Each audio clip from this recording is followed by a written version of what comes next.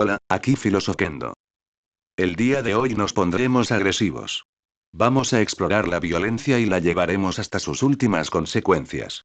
Hoy hablaremos acerca del libro titulado Sobre la violencia, del filósofo esloveno Slavoj Žižek. Si te gusta este contenido, recuerda darle like y compartir. En un mundo saturado de imágenes, donde la violencia parece saltar de las pantallas a los titulares y de los titulares a la vida cotidiana, Slavoj Žižek propone una inversión incómoda. Tal vez lo que vemos como violencia no sea lo esencial, tal vez lo verdaderamente violento sea aquello que permanece invisible, normalizado, aceptado como el aire que respiramos.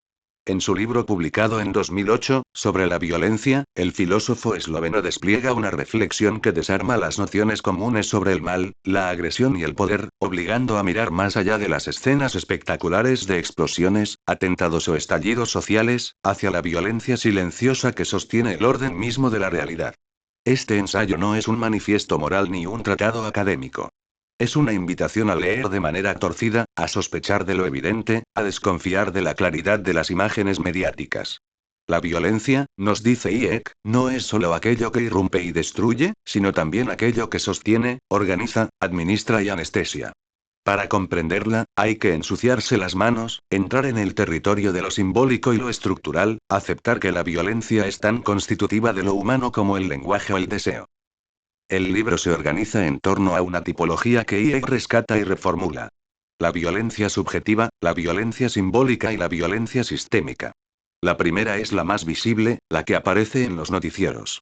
Un ataque terrorista, un asesinato, un disturbio. Es la violencia de los individuos, la que se identifica con agresores concretos y víctimas reconocibles. La segunda, la violencia simbólica, remite al poder del lenguaje y de las categorías que organizan la percepción. La forma en que nombramos al otro, la manera en que definimos qué cuenta como normalidad y qué como amenaza, la sutil fuerza que ejerce el discurso sobre los cuerpos.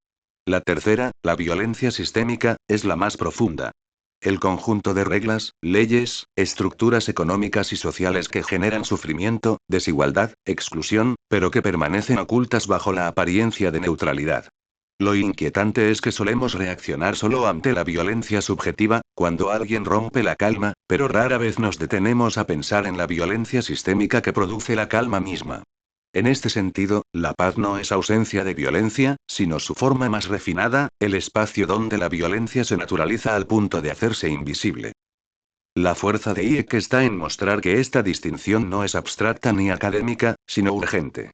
Tomemos un ejemplo contemporáneo. Cuando los medios muestran imágenes de migrantes desesperados intentando cruzar el Mediterráneo o el río Bravo, la atención suele dirigirse a los traficantes de personas, a los gobiernos que cierran fronteras, o incluso a la violencia que estalla en choques con la policía. Sin embargo, la verdadera violencia, aquella que explica el drama, es sistémica. La lógica económica global que expulsa poblaciones enteras, el orden político que distribuye el acceso a la riqueza y a la seguridad de manera brutalmente desigual, la ideología que convierte al migrante en una amenaza antes que en un semejante. Focalizarse únicamente en la violencia subjetiva es como mirar la punta de un iceberg mientras se ignora el enorme bloque sumergido que lo sostiene. En este sentido, Hayek nos recuerda que toda indignación selectiva puede convertirse en complicidad con el sistema. El libro se abre cuestionando el modo en que el liberalismo contemporáneo entiende la violencia. El discurso dominante tiende a concebirla como una anomalía que irrumpe en un orden esencialmente pacífico. Desde esta perspectiva, la tarea política sería preservar la paz, evitar la ruptura. Pero Hayek invierte el argumento. El orden mismo es violento, y lo que llamamos violencia es muchas veces apenas la reacción desesperada de quienes padecen esa violencia estructural. Así, un disturbio en un barrio marginal puede ser leído como un estallido irracional por los medios, cuando en realidad es un grito contra un sistema que condena a millones a una existencia sin salida. La violencia subjetiva se vuelve entonces un espejo en el que se refleja la violencia sistémica, aunque de manera distorsionada y, a menudo, autodestructiva.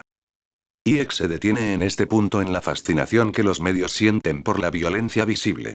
Imágenes de guerra, atentados terroristas, tiroteos.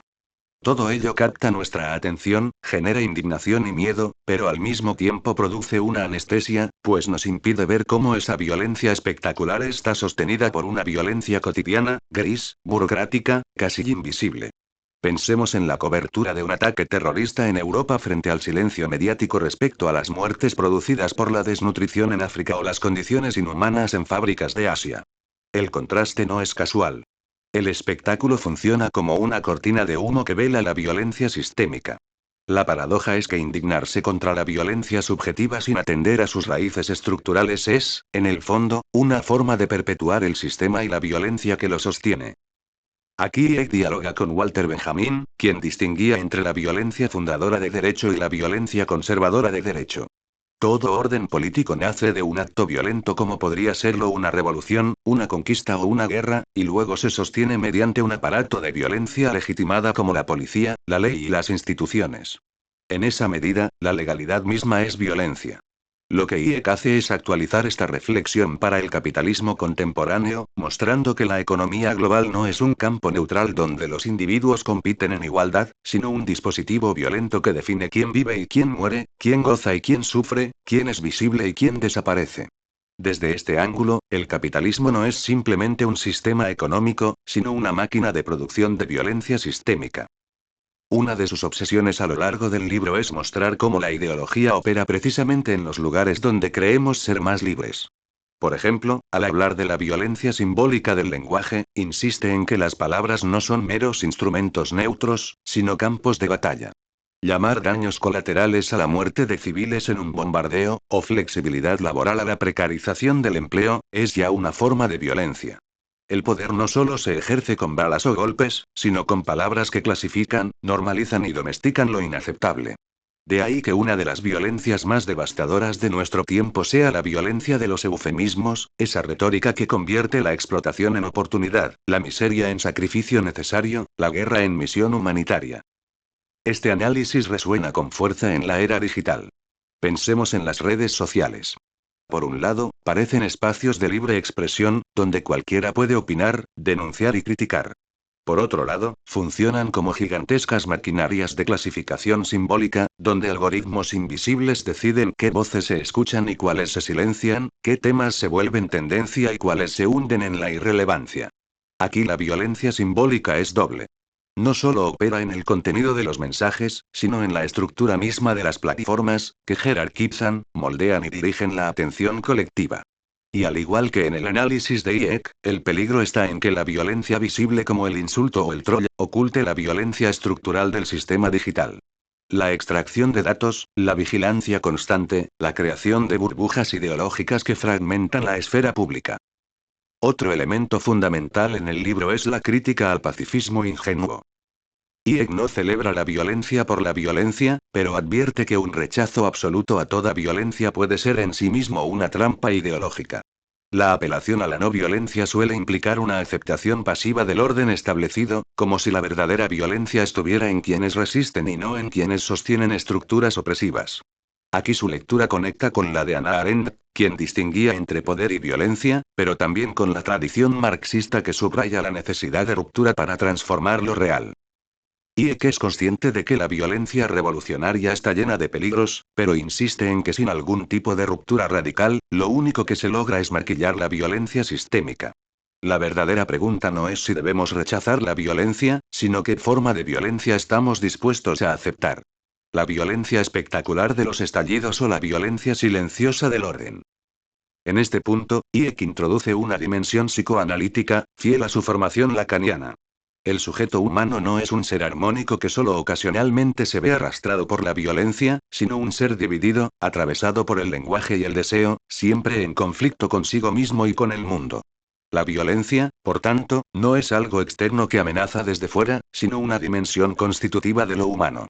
Reprimirla no la elimina, solo la desplaza, la transforma, la vuelve más insidiosa. Esta es la clave para entender por qué tantos intentos de erradicar la violencia terminan produciendo formas aún más brutales de ella. El sujeto, al igual que el orden social, está sostenido por una violencia constitutiva que no puede borrarse sin más. Si trasladamos esta reflexión al presente, el panorama es inquietante. La pandemia de COVID-19 mostró hasta qué punto los estados modernos administran la vida y la muerte de sus ciudadanos mediante dispositivos de control. Cuarentenas, certificados de vacunación, restricciones de movimiento. Aunque muchas de estas medidas eran necesarias, no deja de ser evidente que se desplegaron en un terreno donde la violencia sistémica ya operaba. Millones sin acceso a servicios de salud, trabajadores obligados a exponerse mientras otros podían teletrabajar, países ricos asegurando vacunas mientras los pobres quedaban a la espera. El virus hizo visible lo que IEC diagnostica. Que la violencia no empieza cuando se rompe la normalidad, sino que está en la normalidad misma, en la forma en que ésta distribuye los riesgos, los beneficios y las vidas. El ensayo de IEC no ofrece soluciones fáciles. No hay un programa político concreto ni una receta para superar la violencia. Lo que ofrece es algo más incómodo. Una invitación a cambiar la mirada, a sospechar de la indignación inmediata, a pensar más allá de lo visible. La tarea, dice, es aprender a detectar la violencia sistémica, nombrarla, sacarla a la luz. Y eso requiere coraje, porque implica cuestionar lo que damos por sentado. El mercado, la democracia liberal, la justicia, la paz. Implica aceptar que lo que llamamos paz puede ser una forma más brutal de violencia que la guerra misma. La vigencia del texto es sorprendente. Basta mirar el presente. Las guerras de Ucrania o Gaza, las crisis migratorias, la emergencia climática, el auge de la inteligencia artificial y el control digital. Cada uno de estos fenómenos puede ser entendido en términos iekianos. Más allá de las escenas espectaculares de violencia subjetiva, lo que importa es detectar la violencia sistémica que los produce. El genocidio en Gaza es una limpieza étnica disfrazada de autodefensa. La emergencia climática no es solo una serie de catástrofes naturales, sino una consecuencia de la violencia sistémica de un modelo económico que depreda el planeta y distribuye las consecuencias de manera profundamente desigual. Incluso la inteligencia artificial, celebrada como promesa tecnológica, puede ser vista como un nuevo dispositivo de violencia simbólica y sistémica, capaz de moldear percepciones, suprimir empleos, vigilar poblaciones enteras. IEC, con su estilo provocador, insiste en que la violencia no puede pensarse sin ideología. La ideología, en su lectura, no es simplemente un conjunto de ideas falsas, sino la manera misma en que la realidad se organiza. Por eso, la violencia más peligrosa es la que se ejerce desde la apariencia de neutralidad. Y aquí su obra conecta con una tradición crítica que va de Marx a Foucault. La idea de que el poder se ejerce mejor cuando no se percibe como poder, cuando se naturaliza en las formas de vida cotidianas. En este sentido, el capitalismo neoliberal es la ideología perfecta. Se presenta como inevitable, como simple gestión técnica, mientras produce exclusión, precariedad y devastación ecológica. El verdadero triunfo del capitalismo, sugiere IEC, no es que convenza, sino que se vuelva invisible, que sus violencias parezcan leyes de la naturaleza. Estas ideas resuenan también con el análisis de Mark Fisher y su realismo capitalista. El ensayo, en definitiva, no es una condena moral a la violencia en general, sino un mapa para navegar sus formas y distinguir sus niveles. Al leerlo, queda claro que no se trata de oponer violencia y no violencia, sino de preguntarse, ¿qué violencia es necesaria para transformar la violencia estructural en la que vivimos? ¿Es posible una ruptura que no se convierta en nuevo horror? La respuesta no está dada, pero la pregunta es ineludible. Lo que IEC exige es honestidad. Reconocer que no existe posición inocente, que toda postura frente a la violencia implica elegir entre distintas violencias. Lo demás, dice, es ideología. Leer sobre la violencia hoy es entrar en un espejo incómodo. La violencia no es lo que creemos ver en las pantallas. Está en el lenguaje con el que nombramos, en las estructuras que nos gobiernan, en la economía que nos organiza, en la subjetividad que nos constituye. Y si no la pensamos, si no la desenmascaramos, corremos el riesgo de quedar atrapados en un círculo infinito de indignaciones superficiales y complicidades profundas. Tal vez el gesto más radical no sea condenar la violencia que estalla, sino atreverse a nombrar la violencia que calla. Tal vez la verdadera paz no sea la ausencia de conflicto, sino la capacidad de mirar de frente la violencia constitutiva de lo humano y, a partir de allí, imaginar otra forma de habitar el mundo. Eso es todo por ahora. Se despide Filosoquendo y te deseo un feliz resto de día.